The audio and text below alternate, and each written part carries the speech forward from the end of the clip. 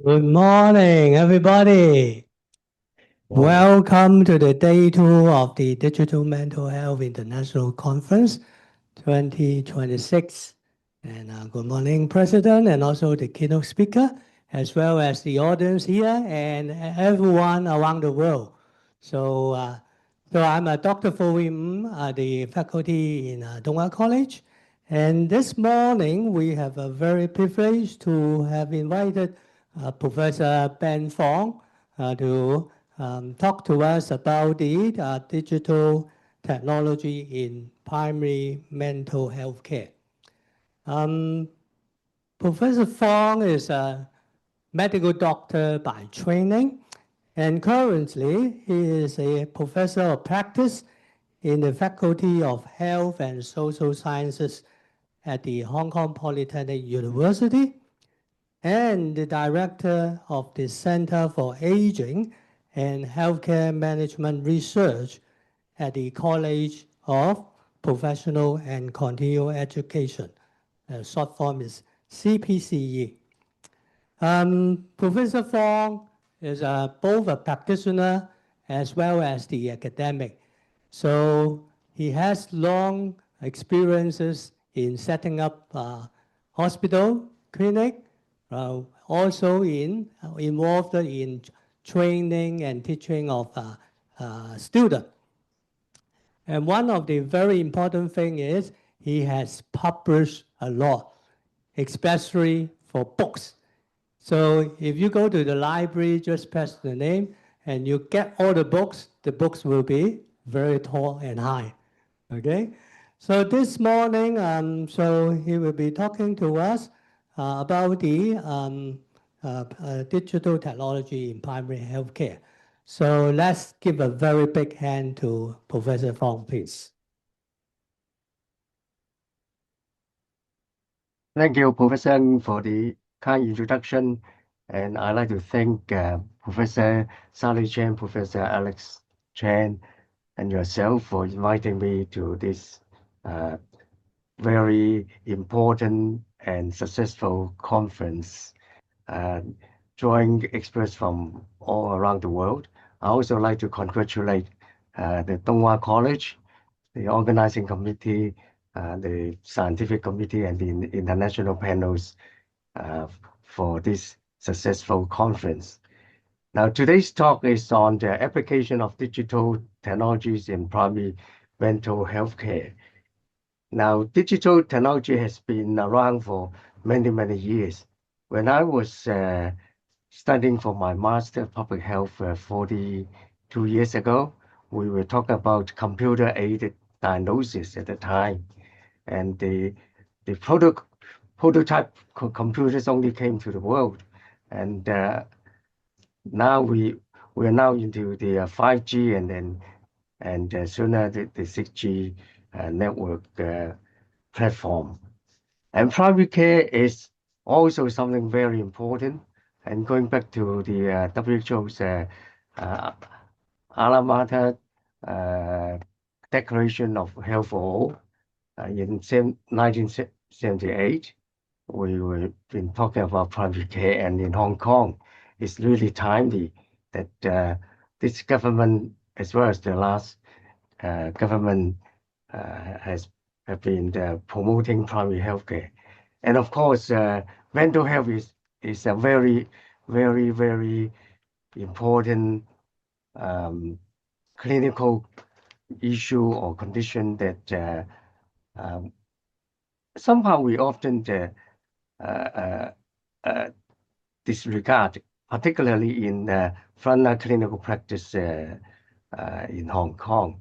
And this is a very major public health and primary care issue as well.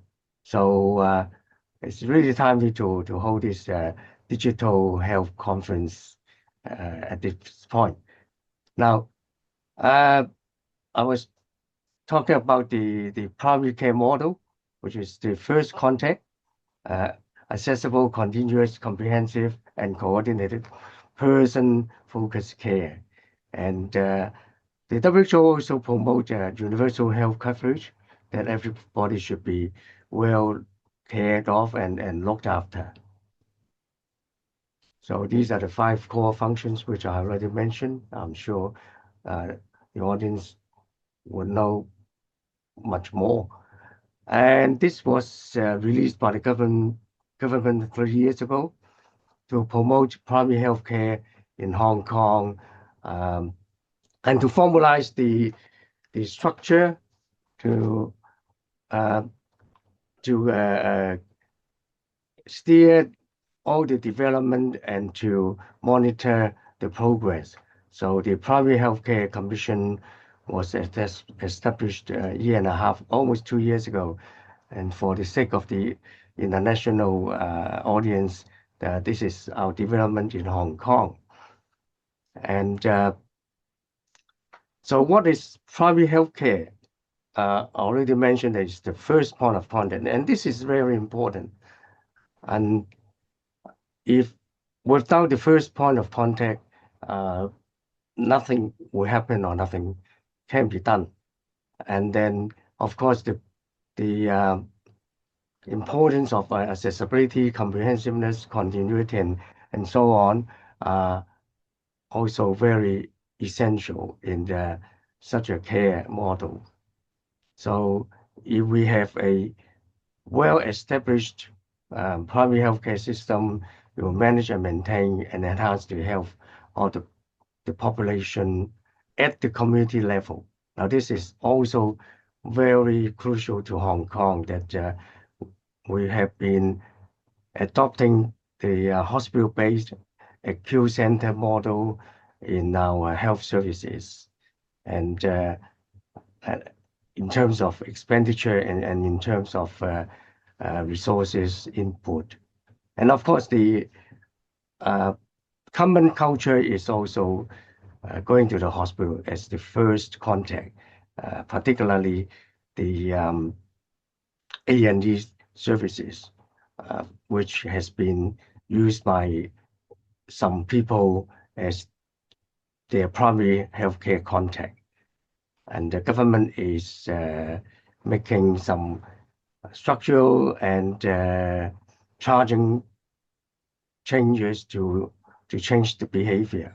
And we really don't know how long it's going to take, because more than 20 years ago, when Professor Yong Wing Keung was the Secretary for Health, they introduced for the first time fees for the A&G service, which was free of charge previously.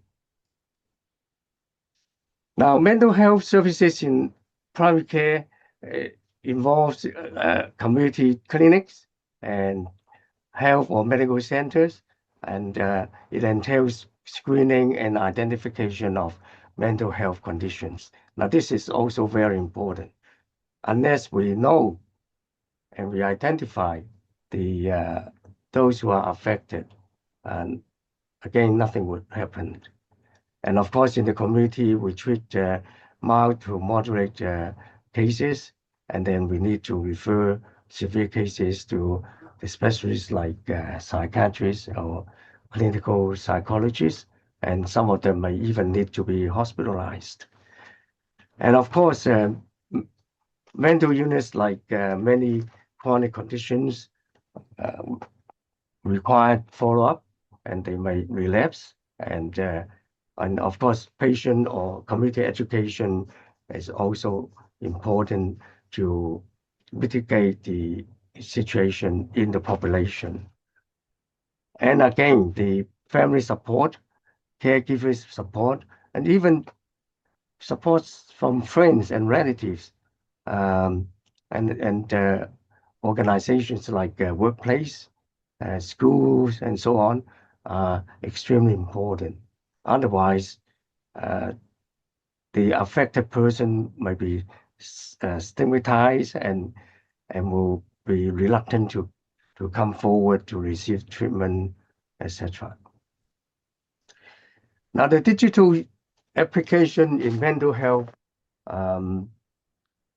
is getting more common, and I'm sure the needs is arising not not reflecting the increased prevalence in mental health illnesses, but it is the technology.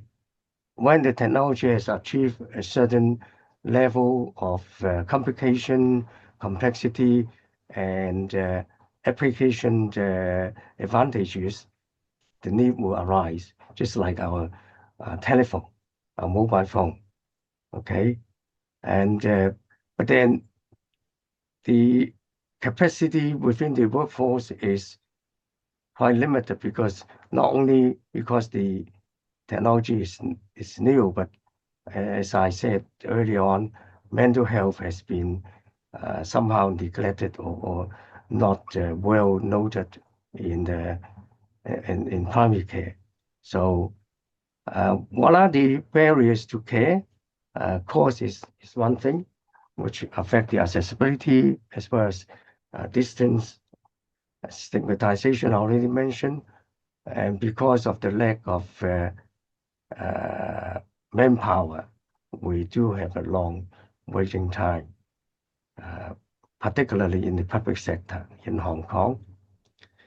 So digital tools can and is in a position to improve access because we only need a mobile phone or even just a simple telephone to get access to the providers if the provision of such service is there, and perhaps the early identification through some smart devices or AI-driven programs. And of course, continuity of care is not a question. And with the digital tools, the affected people can manage very much on their own, supported by some smart programs and devices. So what these tools can do, and they involve screening and assessment tools. They also help in the psychoeducation and self-help management through the applications or commonly known as mobile apps or the website platform. And also there has been a development in digital psychotherapy, which are guided programs by experts and the CBT-based tools.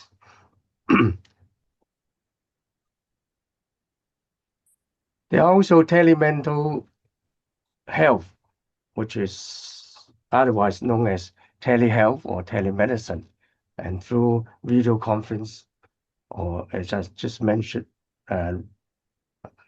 a simple telephone counseling is also possible. And through such a program, the provider can supervise the patient.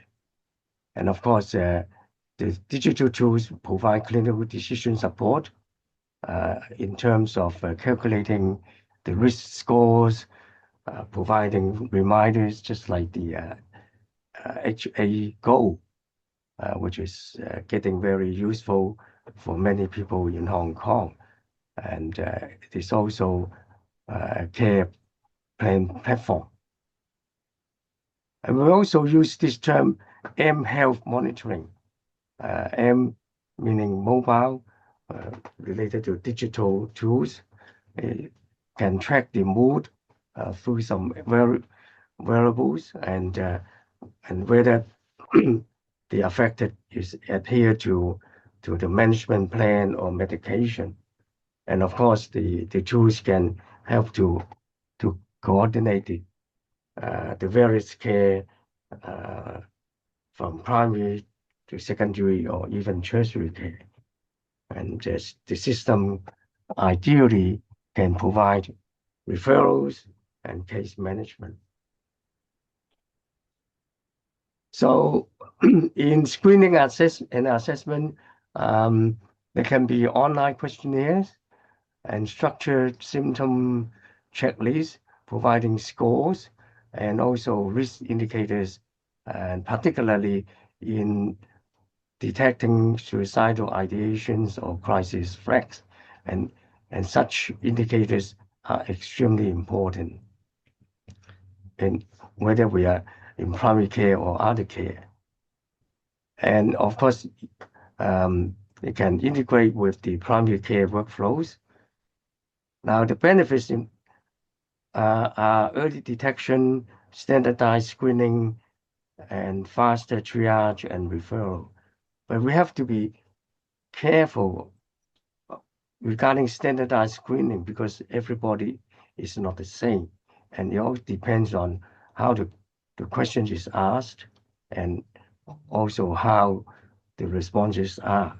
And the machine cannot differentiate some outliers. So we have to be careful. And these have to be matched with the clinical findings or clinical impression. Now, there are some guided self-help or psycho-education platforms which are derived by experts and with AI models and machine learning programs. And it can also help with the stress management and provide guidance to coping skills, sleep hygiene programs, which I have been told that are pretty useful for people who have been suffering from long-term sleep problems. And of course, parenting and caregiver education, particularly for child mental health issues and adolescents. And hopefully, through such reliable information platform, we can reduce the stigma. And of course, this is fairly ideal, and in real life, how much can be achieved is quite questionable. And the advantages is a scalable support for mild to moderate symptoms, is accessible anytime, anywhere, and of course, the health literacy among the users and also the language of application needs attention because depends on our target audience. We have to realign the platform and the applications to the appropriate level. And of course, these platforms are much or relatively cheaper than engaging a person. So there are digital psychotherapy models, which are guided digital CBT and cognitive behavior therapy, which is commonly used in psychology and psychiatry. And the therapists can provide feedback to the patient through messages or some check-in list. And of course, there are audio or video lessons and even exercise provided in such a platform. And essentially, it's meant to provide a behavioral activation, particularly for depressive persons. And it's also a exposure-based module for anxiety. Depression and anxiety are fairly common in virtually all over the world of various extent. Okay, but when we talk about therapy, we must be clear in our mind that it requires training. It's really required training, not something for a lay person. And we need to have clear clinical pathways.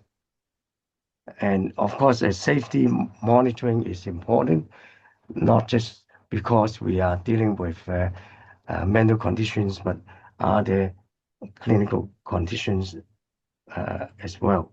Safety, patient safety is very, very important. And as I mentioned earlier on, telemental health in primary care, and it provides a remote counseling session, and very much like what I'm doing now.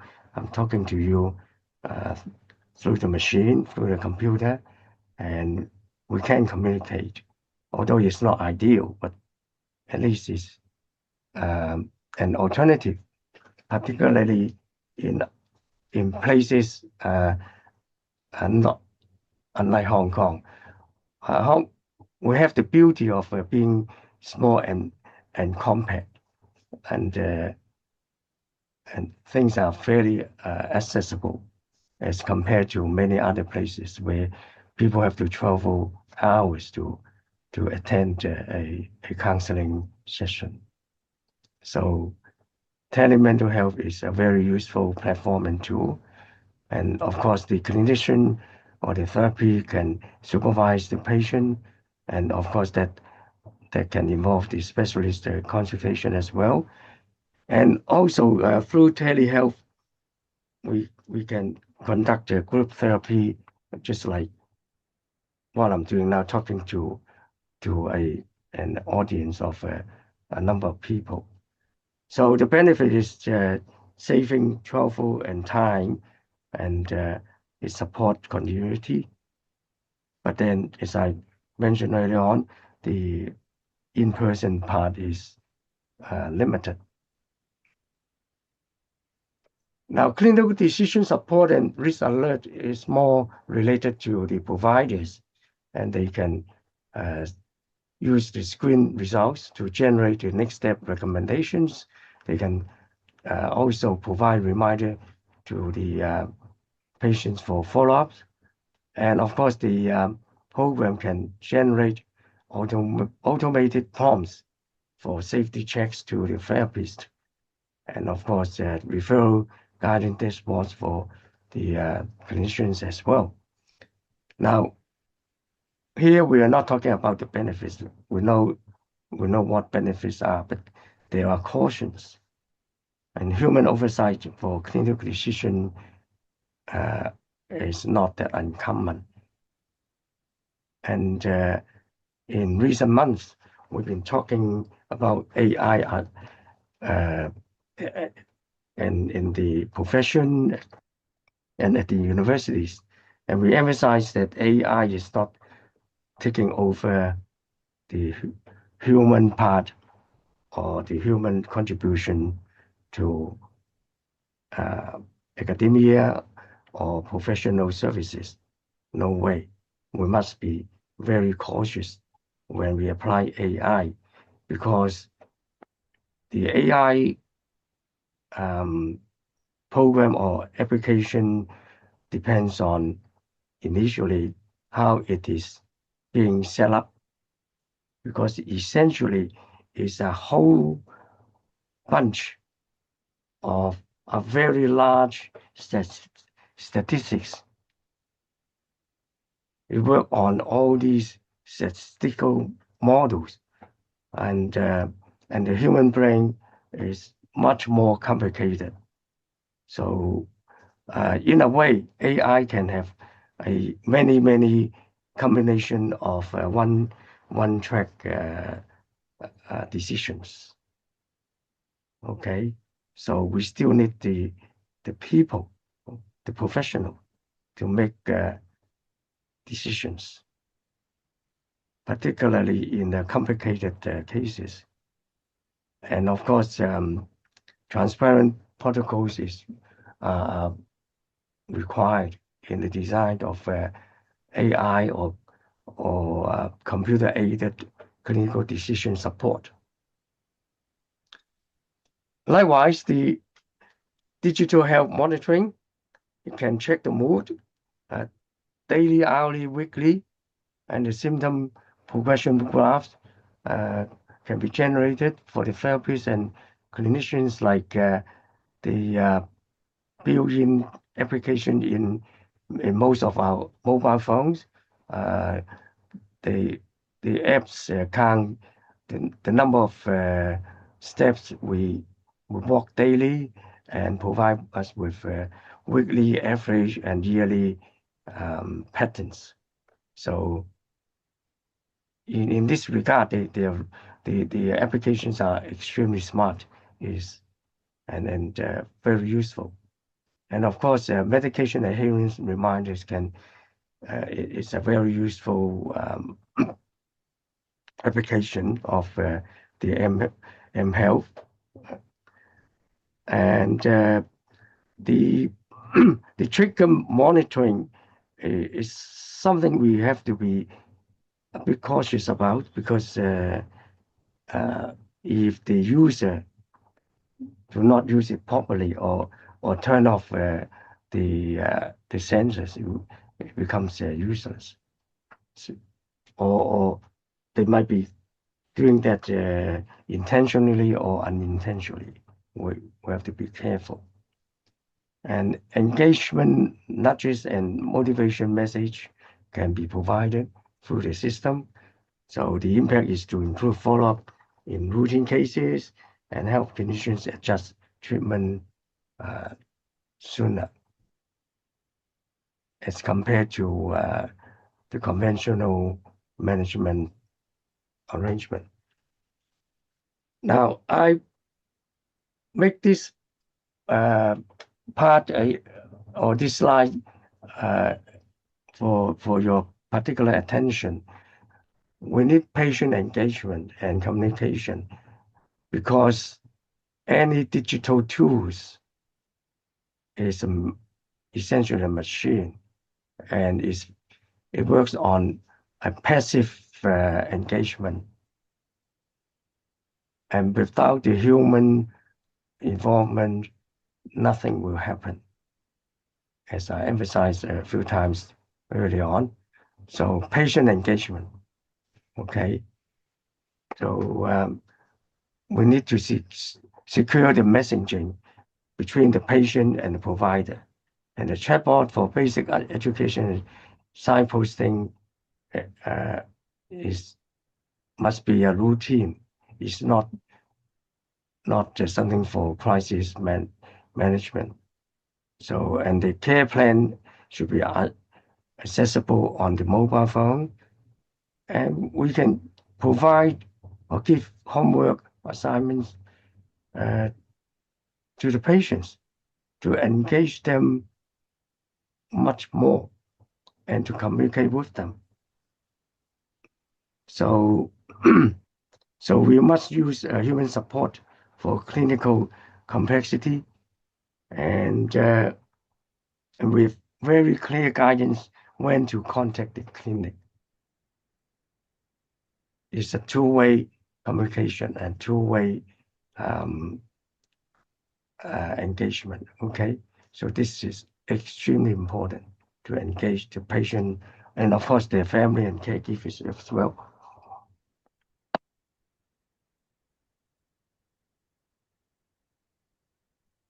So what are the challenges?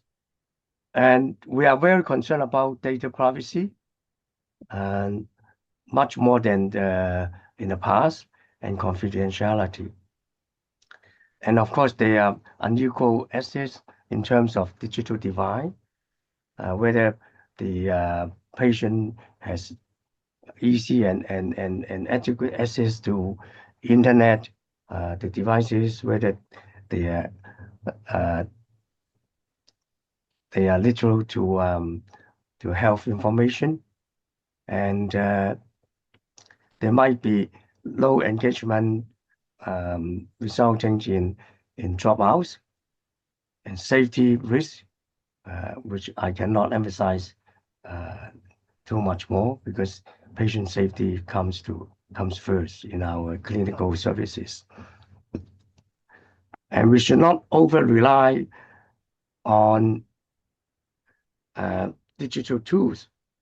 We still need the clinical judgment as part of the service and care. And of course, culture and language mismatch must be attended to, particularly in a multi-cultural society or community. Now, ethical and legal considerations are also very, very essential. We must have informed consent and be transparent, and we need to have a secure storage, meaning cyber security, and control the sharing of health data. This issue has brought to the attention of the public because of the unprofessional behavior of a young doctor.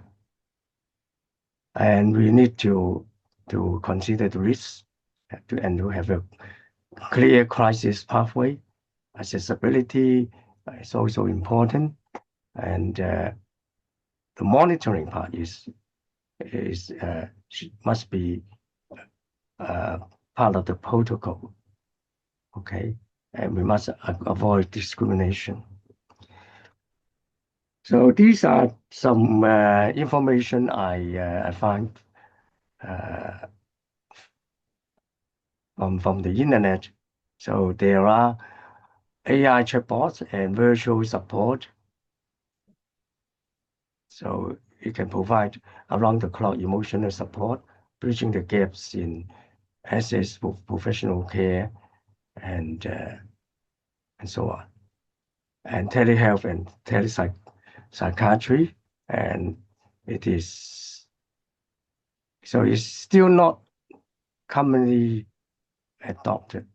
We still need to do much work in promoting digital mental health and digital therapeutics, which are there, but I don't think they are 100% mature at this stage. So we need to do more work, through more research. AI-powered clinical tools, which are becoming more common. And these days, we also discuss about the issues of who's responsible. What if a clinician or therapist rely on the AI-powered clinical tools to make some substantial decisions which does not really work or which results in some mishaps? Who's responsible? What are the legal implication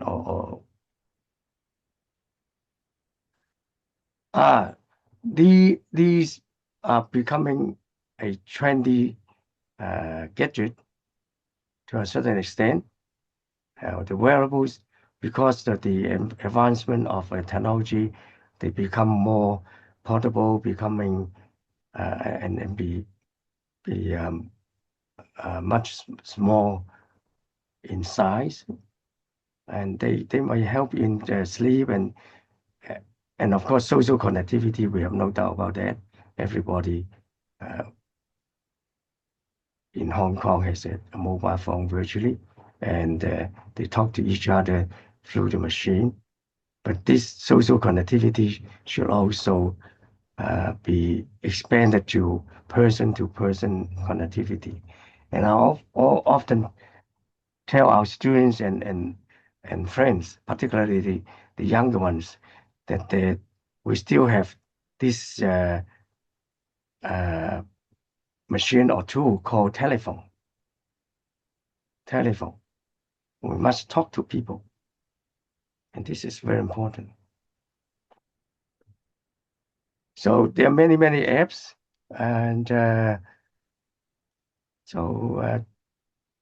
some of them are chargeable, some of them are free, and different organizations or healthcare facilities do design their own mobile apps.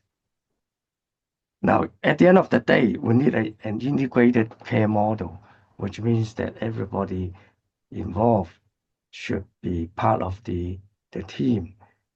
rather than a one-to-one kind of engagement.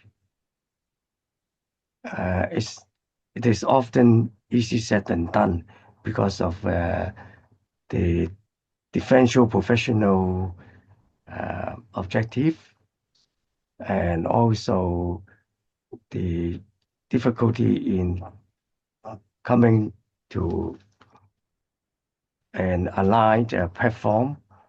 But still, we need to try.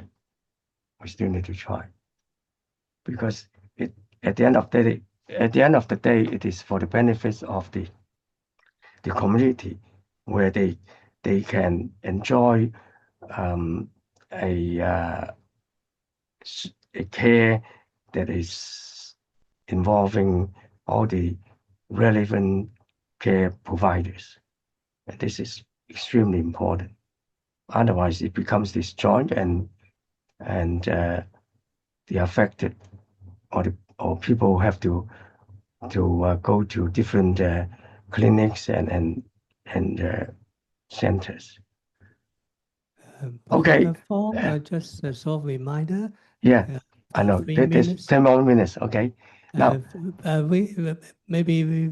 You can finish in 3 to 5 minutes so that we yeah, can I can. Q&A. Okay.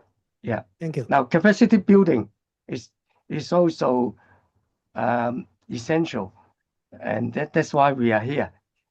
We are providing education and training to our future clinicians and therapists. So, and Donghua College is doing extremely well in recent years, and is moving progressively, and congratulations. So I still remember Professor Sally Chen giving a talk in 2023 on capacity building for primary care. So we must continue to work harder and harder in this direction. So I'd like to finish by saying that human touch cannot be replicated. So no matter what digital tools they are, how excellent they cannot replace not only the human decisions, but also human touch. And this is extremely important in healthcare. And we need to do it from the heart all the time. And primary healthcare is about holistic care. And it's in the locality where people live and work, and essentially is everybody's business. So lastly, I just like to introduce a couple of our recent books on primary healthcare, and this one was formally published on the weekend 3 days ago. And thank you very much for your patience. Thank you, Professor Fong. A very inspiring talk. And now we have a couple of minutes for Q&A. We welcome all the audience from the internet, from the physical site here to give comments or questions. So are there any questions in the internet? Okay, so we're still waiting for the chat question. What about any comments in the audience here? Just raise your hand. Now maybe I start with a question because this is an international conference. So I understand Professor Fong have the very good experience in other countries. And can you also comment on the adoption of digital technology in primary care in some of the other countries? As far as I know, in the Western world, they are pretty advanced in this use of digital tools, not only on mental care, but also in other healthcare. Take Australia as an example, because it has such a vast territory, and people are scattered out in the outback. and the access to complicated healthcare is very limited. When I was working as an intern in the A&E department, we often receive patients from far away. Now, after they go home, they have to rely on their local GPs to take care of them. And the application of digital tools will help a lot through teleconference among the GP, the patient, the family, and the attending doctor at our teaching hospital, at least for the initial recovery phase. So it is a very useful tool in those places. Whereas in Hong Kong, I guess we have access to virtually all clinics just within half an hour or so, and the need for such a tool is not that high. So that makes the difference. Okay. Yeah. Thank you. Now we got a question from the internet. So how to tackle confidentially problem when we are talking about the red thread from digital markers of patients? Now, first of all, we must attend to cyber security, which is an essential requirement of any applications, electronic applications. This is essential. So on that part, confidentiality is well attended to. But then when we talk about red flag from digital markers, again, is something between the patient, maybe their family is involved for those who cannot use the device. So between the patient and the clinician or the therapist. So I don't think there would be any confidentiality problem. It's just like a face-to-face consultation. It's between the patient and the clinician. And so I don't know whether that is what the Okay. Thank the you. other one is will lead to mental health worker increase. So the other question is, will this also lead to mental health workers increase the mental load of accountability, such as digital signals of this is suicidal what risk? I cautioned earlier on, that we must not rely on those indicators or figures entirely. We still need someone to interpret the importance or the urgency of such flags or no matter risk involved.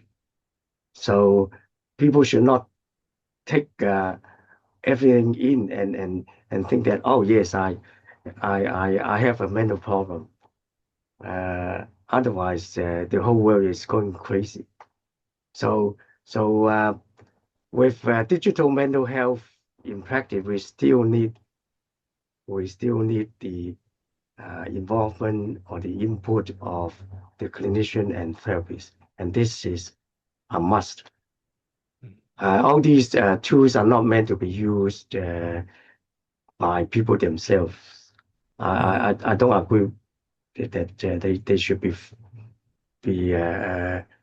used like simple mobile phone apps like 支付宝, that kind of thing. Thank you, thank you. So today we learned a lot of from Professor Fong, and also we have a very good discussion. So let's you. give a big hand to Professor Fong for your Thank you. inspiring talk today. Thank you, Thank you. Thank you. And then enjoy the conference. Yeah. Thank you. Okay.